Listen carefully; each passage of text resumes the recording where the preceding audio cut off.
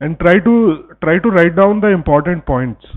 जो आपको लगता है कि कुछ इम्पोर्टेंट रहेगा उसको आप लिख लीजिए। So how many of you know the topic of today's lecture? Please raise your hand. किसी को नहीं पता ना? बहुत बढ़िया। हाँ, डायबिटीज। ठीक है, सो इट्स गुड, क्योंकि वो फिर भेद खुल जाता है अगर पता होता तो।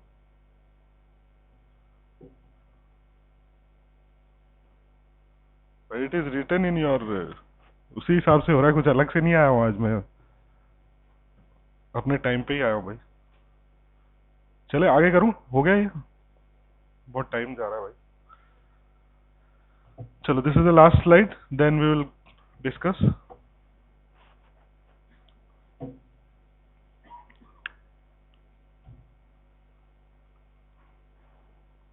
सो डायबिटिक्स वाला इन्होंने बोल दिया, डायबिटीज, ठीक है।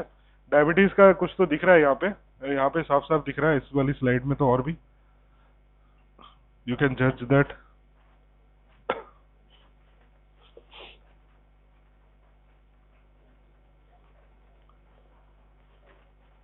क्या दिख रहा है बेटा डायबिटीज का इसमें?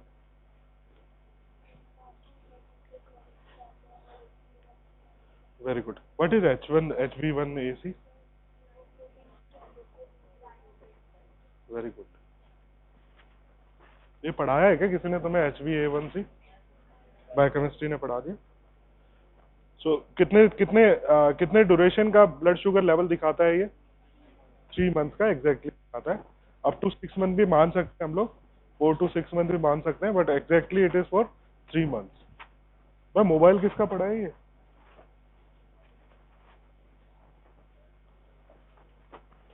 क्या हुआ बेटा?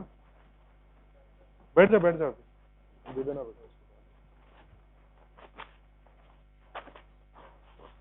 थोड़ी देर डिटॉक्स हो तू। ठीक है, एवरीबडी इज डन। चलो बताओ, कुछ कुछ बताओ तो अपन डिस्कस करते हैं कि क्या क्या चीजें तुम्हें लग रही है। चलो, ग्लूकोज का तो सबको पता चल रहा है कि glucose, fasting glucose is already more, and HbA1c is also more. तो ये कितना होना चाहिए? हाँ, 5 के नीचे होना चाहिए, आइडियली 5 के नीचे होना चाहिए, 5 या 5 के नीचे होना चाहिए, but it is more than that and it is around 6.5 which is prediabetic. So 7-8 तक हम लोग प्री डायबिटिक मानते हैं, उसके बाद में प्योरली डायबिटिक मानते हैं। तो ये हमें पूरे 3 महीने, इसका इंपॉर्टेंस इसलिए है कि ये पूरे 3 महीने का हमें बता देता है कि भाई क्या स्टेटस रहा होगा in the course of long period का बताता है। फास्टिंग कर रहे हैं तो फास्टिंग तो हम अभी एट दैट मोमेंट कर रहे हैं, वो सिर्फ उस मोमेंट का ब्लड शुगर है, but H1AC is for 3 months. ठीक है, चलो ये हो गया ना। यहाँ पे कुछ दिख रहा है?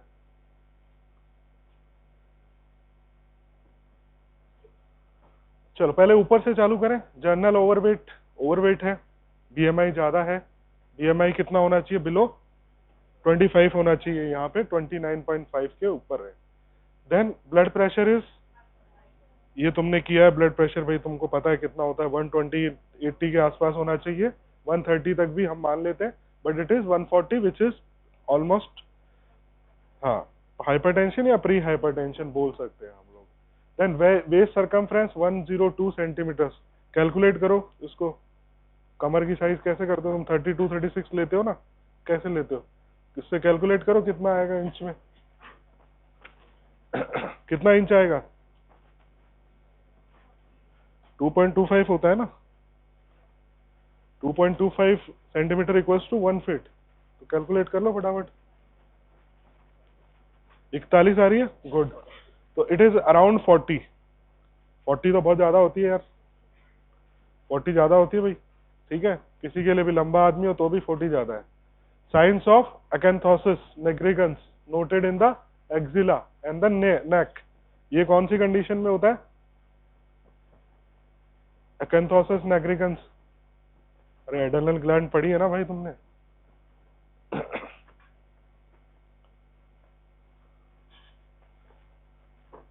ब्लैक कलर डिपोजिशन होने लग जाता है, एंड फैट डिपोजिशन के कारण से ये चीजें होती हैं, centripetal fat deposition. Then fundoscopic examination में कुछ नहीं मिला, दैट इज अनरिमार्केबल। यहाँ पे लोचा है, total cholesterol more than, it is not very high but it is high. And HDL level अगर आप चेक करोगे तो वो अच्छा नहीं है, ऊपर 40 से ज्यादा होना चाहिए।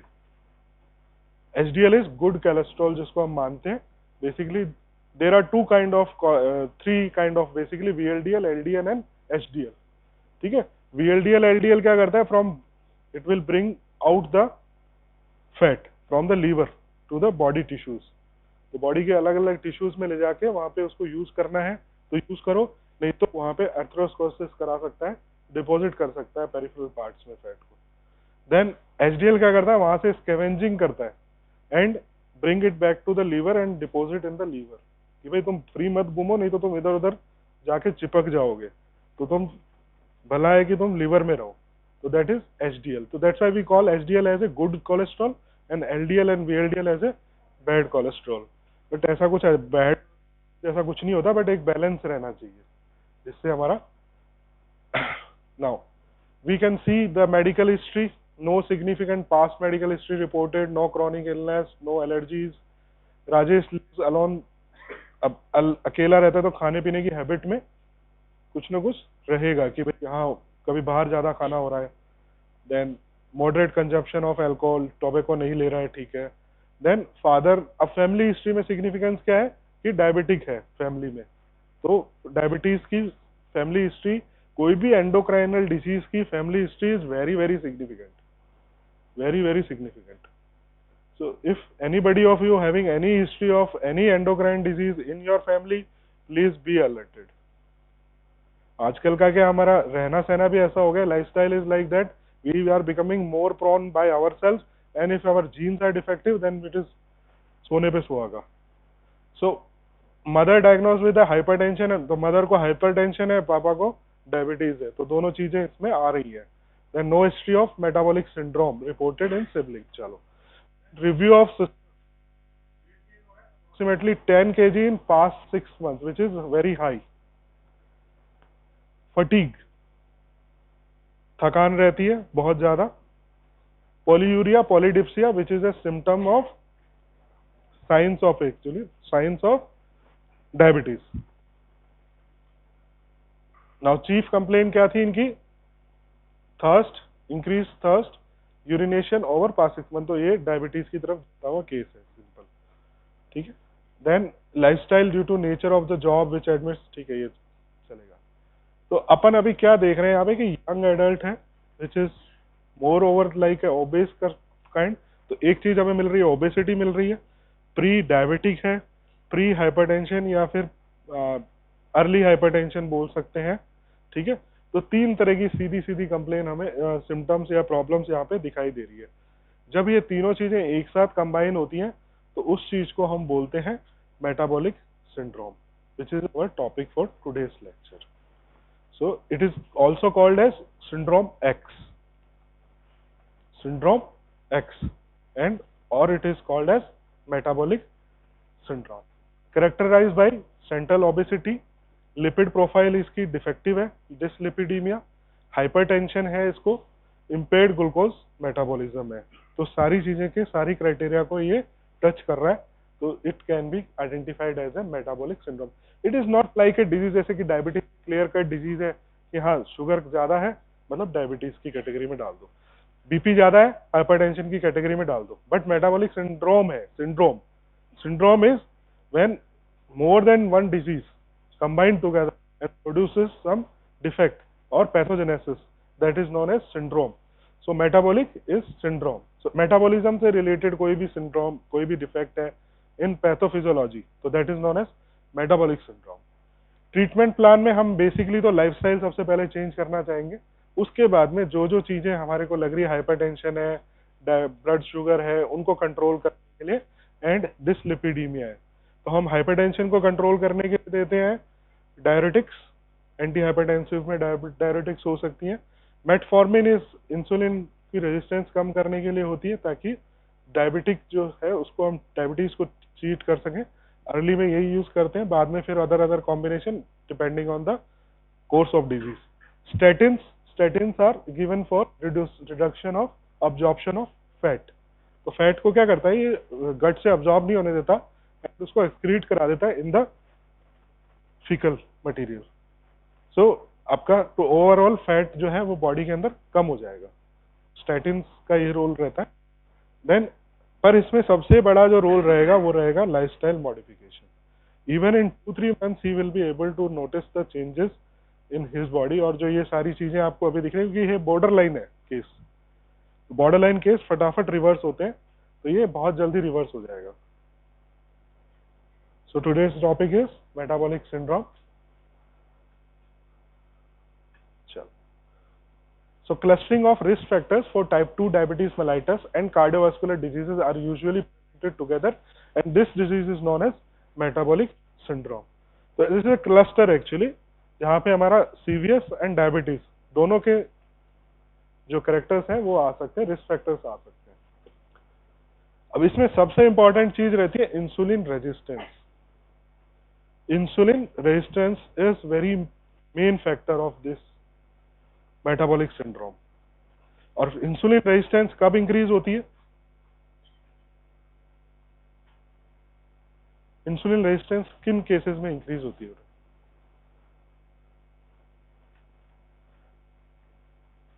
तो दिमाग लगाओ, ऐसे क्या होगा? अभी तो पढ़ा है आपने, डायबिटीज अभी पढ़ा है ना.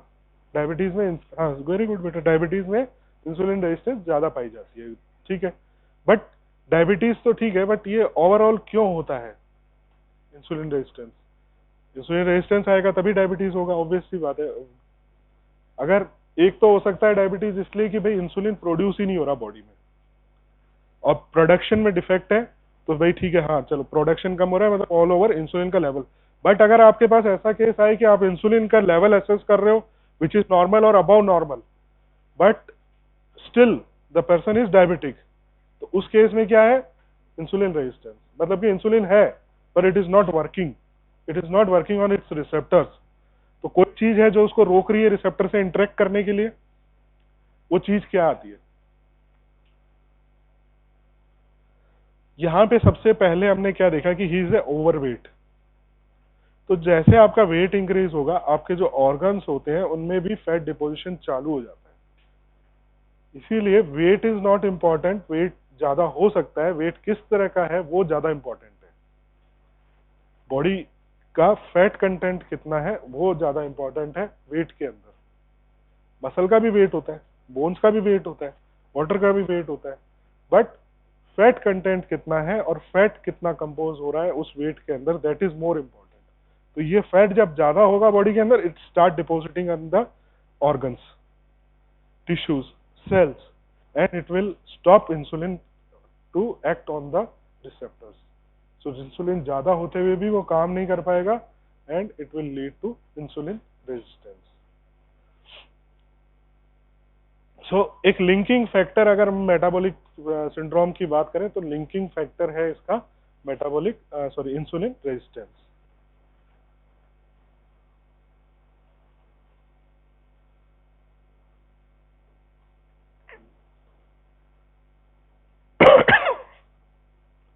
किसी को पता है who is Rosalyn Yalow? Yellow and Burson developed the insulin assay and corrected insulin level and glucose lowering effect in the resistant and non-resistant individuals.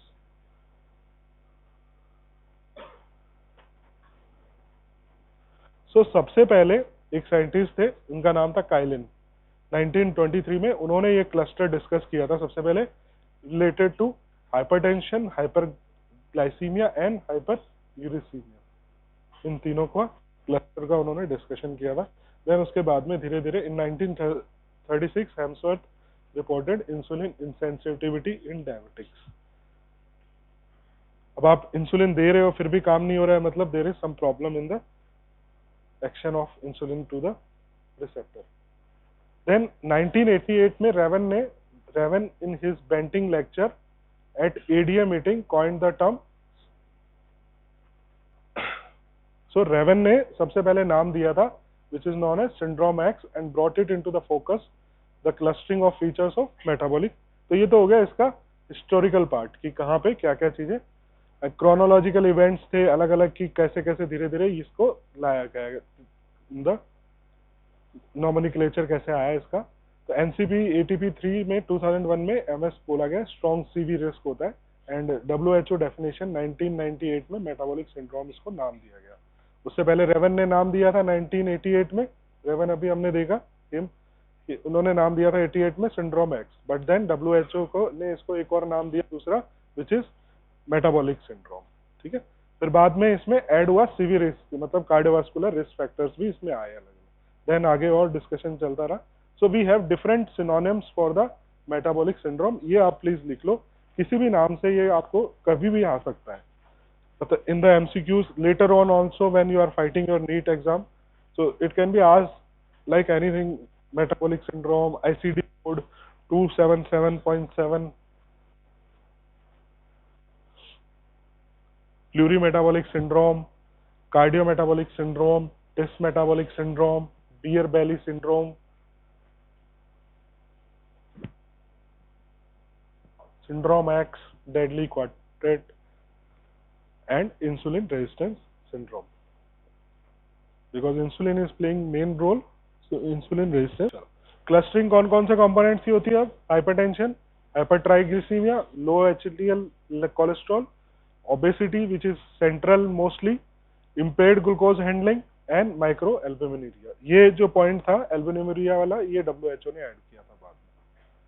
बाकी ये सब अभी हमने देखा हमारी केस हिस्ट्री में भी। Then clustering of cardio metabolic risk 20 to 25% of global है and 32% in Indians, 3 times likely to have an stroke and 5-fold risk of developing type 2 diabetes mellitus. अब अगर मेटाबॉलिक सिंड्रोम है किसी को, मतलब कि already he is a fat and he is developed insulin resistance, तो उसको डायबिटीज होगा, एंड एक बार डायबिटीज हो गया तो ये दोनों मिलके कार्डियोवास्कुलर सिस्टम को इन्वॉल्व कर लेंगे, and then hypertension and dyslipidemia and all this will come, and this will increase the risk to the MI and stroke. So we are sitting at 32%, थोड़ा पुराना डाटा है, अभी और बढ़ गया होगा। नाउ दिस इज इजीली, तो इसको हमने आइसबर्ग फिनोमिना दिया है, क्योंकि बहुत सालों तक ये नेसेंट रहती है and then it will precipitate suddenly, तो इसलिए इसको आइसबर्ग फिनोमिना बोला है। The features of metabolism may be present for up to 10 years before detection of glycemic disorder. There is increased evidence that insulin resistance is the fundamental defect linking the individual components. So F2 दो हैं, insulin resistance plus central obesity, ये एक दूसरे को propagate करते हैं, like अभी cycle या पॉजिटिव फीडबैक मैकेनिज्म, दोनों एक दूसरे के साथ में काम करेंगे and they will increase the condition metabolic syndrome.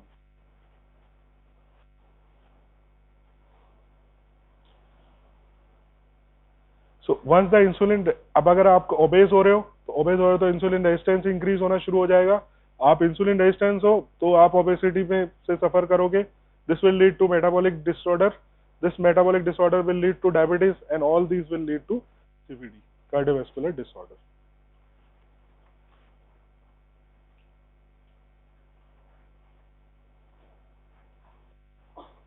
बेटा ये बना नहीं पाओगे आप, if you want you can take a picture, one of you will take please, और ग्रुप में डाल दो। Those who are sitting in the front, please take the picture and put in the group.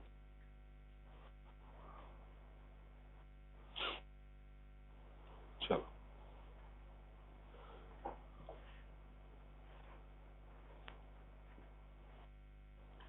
again insulin resistance will produce inadequate English एक तो हो सकता है कि आपका inadequate इंसुलिन प्रोडक्शन हो रहा है, दूसरा हाइपर इंसुलिनीमिया, मतलब कि इंसुलिन बहुत ज्यादा है but it is not working, तो that is the condition of insulin resistance, then this will lead to type 2 diabetes mellitus and lead to cardiovascular diseases. Metabolic syndrome, this will develop, metabolic syndrome again goes towards this, then increase the risk of hypertension, stroke, other things. This will increase the risk of different organ failures, जिसमें से kidney failure. इसीलिए WHO ने इसके अंदर hyper प्रोटीनीमिया, जो proteinuria, glucose के अंदर जो प्रोटीन रिलीज हो रहा है, उसको ऐड किया।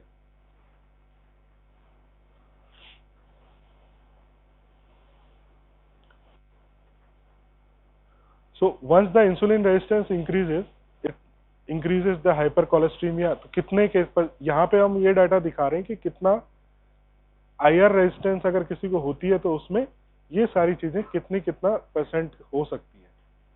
तो मेटाबॉलिक सिंड्रोम अगर आप देखो तो 93% of metabolic syndrome cases have insulin resistance.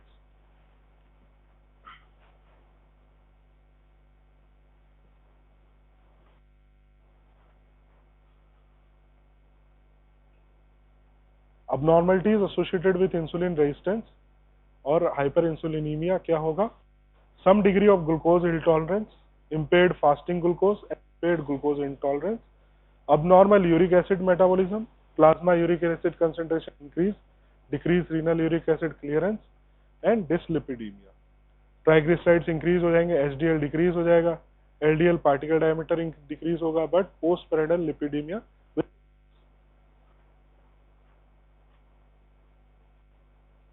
हेमोडायनेमिक्स में sympathetic nervous system activity will increase, which will increase the hypertension. renal sodium retention will increase, which will increase the blood volume, which will increase the cardiac output, which will increase the load on the heart, and it will increase the hypertension, increase in blood pressure। hemostatic, तो hemostasis में क्या होगा? coagulability जो होगी blood की वो increase होने लगेगी। coagulability जब increase होती है, it will start in making clots inside the vessels itself, and once the clots are inside the vessels, they can go and कहीं पे भी ट्रैप हो सकते हैं। ट्रैप होने के कारण से they will stop the blood supply of that particular part। Endothelial dysfunction साथ में मोनोन्यूक्लियर एडेशंस। अब इसके कारण से क्या होगा? एंडोथीलियम अगर आपकी डिसफंक्शनल हो जाती है तो उसके कारण से it will become more expose to the injuries. Injury होगी तो वहां पे आके प्लेटलेट बैठेगा, प्लेटलेट बैठेगा, फिर वहां पे फाइब्रिन आएगा, फाइब्रिनोजन आएगा, फाइब्रिन बनेगा, and then it will start trapping different cells and it will form the then atherosclerotic plaque, और वो atherosclerotic plaque बनने के बाद में it will chok the artery। then reproductive polycystic ovary syndrome हो सकता है।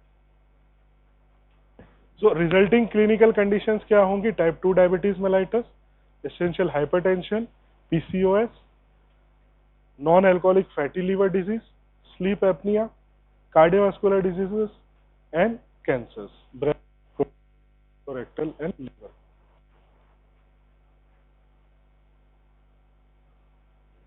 so it increases the risk to all these things। देखो ये सब नाम है, तुम्हें अभी क्या थोड़े से एलिनेट लग रहे हैं क्योंकि तुम अभी फर्स्ट ईयर में हो। जैसे जैसे तुम्हारा प्रोग्रेशन होता जाएगा फाइनल ईयर तक, ये सारे नाम तुमको बिल्कुल कॉमन लगने लग जाएंगे। ये इतनी बार रिपीट हो चुके होंगे ये तब तक, और तुम इनको पढ़ चुके होगे अच्छे से पैथोलॉजी में, सब जगह पे, फार्मेक में, तो ये फिर आपको इतना एलिनेटेड नहीं लगेंगे। अभी लग रहे हैं, of course I can understand, आपका जो इंटरेस्ट है वो नहीं इतना आएगा अभी इसमें, बट ये सारी चीजें मेटाबॉलिक सिंड्रोम के कारण होती है, which is a part of our syllabus. So आपको जब भी मेटाबॉलिक सिंड्रोम लिखना है तो आप पहले डायबिटीज के बारे में सोचिए, डायबिटीज के साथ में आप इंसुलिन रेजिस्टेंस के बारे में सोचिए, इंसुलिन रेजिस्टेंस को कनेक्ट करिए बाकी चीजों से, हाइपरटेंशन से, कार्डियोवास्कुलर रिस्क फैक्टर से, और अपना शॉर्ट नोट बना के लिख दीजिए। अंडरस्टूड? अब इनमें से जितनी चीजें आ जाती हैं यार ठीक है, नहीं आती है तो भी ठीक है, बट बेसिक आपको आइडिया होना चाहिए कि what is metabolic syndrome, how it come into play, क्या क्या चीजें होती हैं उसमें।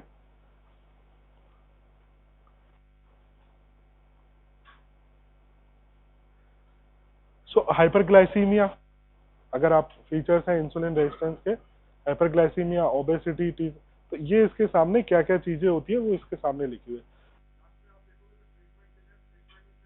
एक्सरसाइज, कुछ नहीं, एक्सरसाइज, एक्सरसाइज करो, आपका जो फैट लेवल है उसको रिड्यूस करो, फैट लेवल रिड्यूस होगा, आपका बीएमआई इंप्रूव होगा, और आपका बीएमआई इंप्रूव हो गया तो ऑटोमेटिकली आपका इंसुलिन रेजिस्टेंस जो है वो डिक्रीज होएगा, और एक बार इंसुलिन रेजिस्टेंस डिक्रीज हो गया तो धीरे धीरे सारे सिम्टम्स रिवर्स होने लगे। अनटिल अनलेस कि भाई बहुत ज्यादा कोई डैमेज हो गया बात, तो वो अलग चीज है, but initial symptoms we can reverse. So how we can do the measurement of insulin resistance? So the euglycemic insulin clamp होता है एक, and intravenous glucose tolerance test होता है। इंट्रावेनस ग्लूकोज टॉलरेंस टेस्ट में हम क्या करते हैं, डायरेक्टली ब्लड के अंदर ग्लूकोज को इंजेक्ट करते हैं। ग्लूकोज सॉल्यूशन आता है, आपने देखा ही, ग्लूकोज की बाटली आती है जो डॉक्टर चढ़ा देते हैं, डेक्सट्रोज बोलते हैं जिसको हम लोग। तो उस तरह से हम लोग ग्लूकोज बॉडी का एक फिक्स अमाउंट में लेके उसको इंक्रीज करते हैं, एंड उसके बाद में देखते हैं कि बॉडी के अंदर ग्लूकोज लेवल कैसे चेंज हो रहा है। हमने बाहर से इतना दिया तो उसके बाद में स्पाइक आएगा ब्लड ग्लूकोज लेवल का, देन वो कितनी जल्दी वापस से नीचे आता है या फिर वो काफी देर तक ऊपर ही रहता है, वो सारी चीजें over the period of time will notice. तो उसको हम बोलते हैं इंट्रावीनस ग्लूकोज टॉलरेंस टेस्ट। उसके अलावा होता है यूग्लाइसेमिक इंसुलिन क्लैंप। इंसुलिन क्लैंप आप लगा के रखते हो, उसमें आप डायरेक्टली देखते रहते हो। Standard method for measurement of insulin resistance in research हम लोग यूज करेंगे euglycaemic and hyperglycaemic clamp technique. But जब प्रैक्टिकल में हम क्लिनिक में बात करते हैं तो हम लोग यूज करते हैं इंट्रावेनस ग्लूकोज टॉलरेंस टेस्ट, क्योंकि वहां पे ये इन्वेजिव प्रोसेस है क्लैंप लगाने वाला, तो वो मोस्टली नहीं यूज करते पेशेंट्स में। Fasting insulin of 12.2 micro unit per litre was remarkably significant for the insulin resistance. उसके साथ में triglyceride HDL concentration ratio is equally powerful predictor of insulin resistance.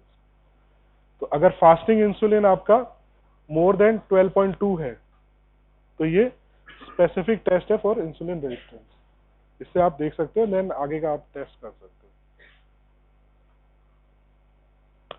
So WHO की वर्किंग डेफिनेशन क्या है metabolic syndrome के लिए? impaired glucose regulation in diabetes, insulin resistance, raised arterial pressure, raised plasma triglyceride level above 150 and HDL less than 35। अभी अगर आपने देखा हो तो हमारे केस में देखा था ये लेवल सारे मैच हो रहे हैं। अभी किसने लिखा है, किसी ने लास्ट स्लाइड किसी ने लिखी थी, ट्राइग्लिसराइड लेवल और ये सब लिखे थे, HDL LDL लेवल। हाँ तो कितना था LDL ट्राइग्लिस, हाँ टोटल जो था 220 मिलीग्राम था,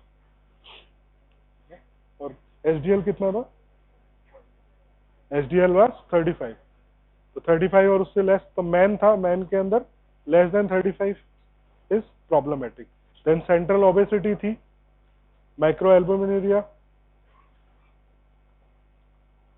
सो ये वाला जो लास्ट वाला पॉइंट है ये सिर्फ WHO की डेफिनेशन में इंक्लूड हुआ है, बाकी अदरवाइज इसको अवॉइड करते हैं।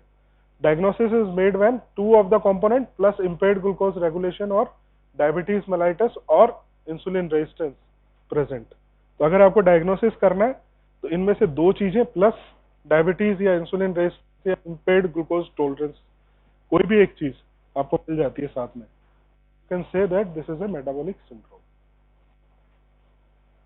भाई सिंड्रोम है, मल्टीपल चीजें आएंगी, तो एक क्राइटेरिया बनाना पड़ेगा ना कि भाई इस क्राइटेरिया पे हम लोग इसको ये लिख के दे सकते हैं कि ये मेटाबॉलिक सिंड्रोम है।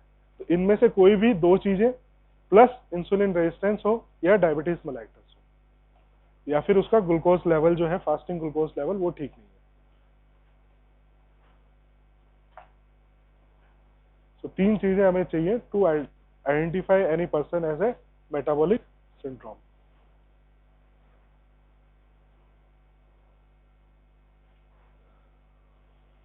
चलो ये अभी अपन स्किप कर देते हैं।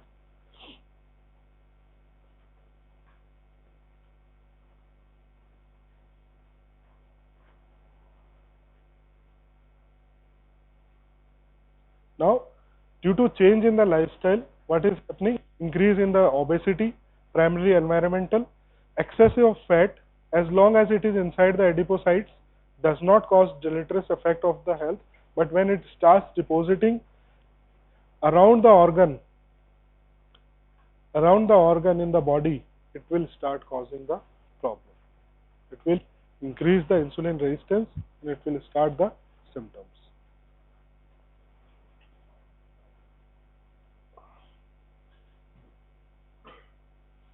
Now, leptin is a good hormone which actually help us by depositing fat into adipocytes. Leptin का आपको ऐसे पूछा जा सकता है लेप्टिन कभी भी, but leptin is a hormone which is depositing fat into adipose tissue. अब लेप्टिन डेफिशिएंसी और रेजिस्टेंस हो जाए lead to tissue deposition of the fat, and this ectopic distribution of fat particularly visceral or central component causes the insulin resistance.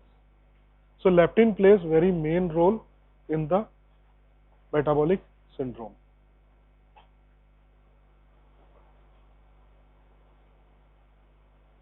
It seems leptin causes tolerance for the fat as insulin causes tolerance for the glucose, and leptin deficiency or resistance may be more central cause of insulin resistance and eventual development of metabolic syndrome. इसमें genetic factor आते हैं, sex of the person are also important factors which will decide the distribution of fat in the body. Females में subcutaneous fat ज्यादा होता है, mails में subcutaneous fat कम होता है, तो वो सेक्स के हिसाब से भी थोड़ा डिफरेंट डिस्ट्रीब्यूशन रहेगा.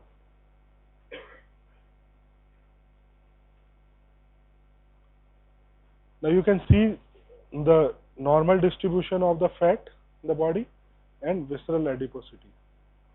पूरा white वाला जो पोर्शन है, it is fat. See the difference.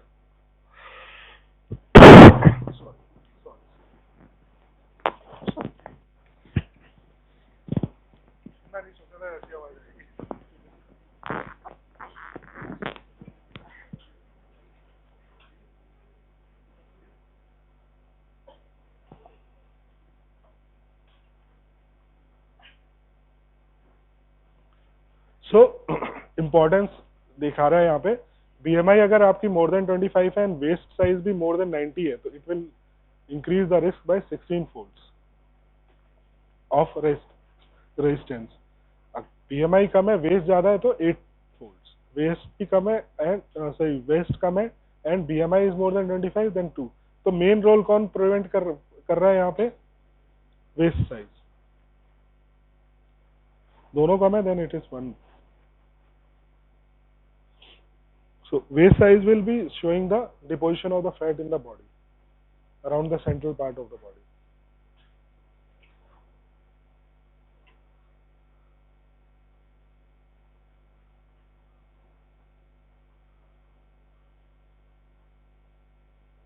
So there is a strong evidence to suggest excess free fatty acid is the cause of insulin resistance. There is intracellular accumulation of the fat and which interfere with the upstream insulin signaling event resulting in acquired insulin signaling defect in the skeletal muscle. It leads to impaired glucose transporters, GLUT4 जो हम बोलते हैं, result in resistance to the insulin, stimulated glucose uptake. In liver, there is a resistance to insulin mediated suppression of hepatic glucose production, and increased plasma fatty acid level leads to insulin secretion by the beta cell produced by increased intracellular expression of uncoupling proteins. Thus, insulin resistance is metabolic syndrome in post receptor in origin.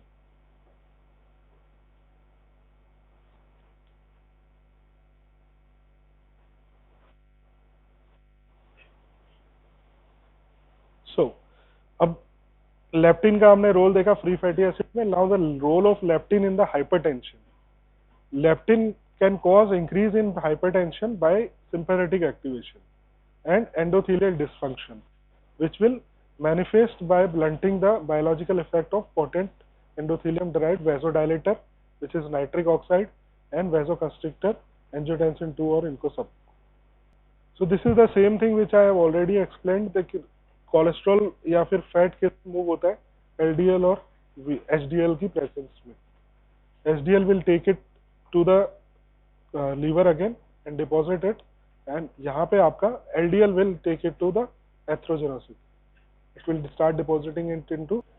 यहाँ पे एक बहुत important point है, because we are Asian population, तो हम लोगों को 25 भी नहीं मान के चलना चाहिए actually.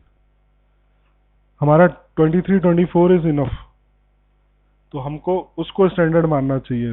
25 is for the European population, जिनका मस्कुलर मास और distribution of fat is less. ये पढ़ लो एक बार। Roll number 1 to 10,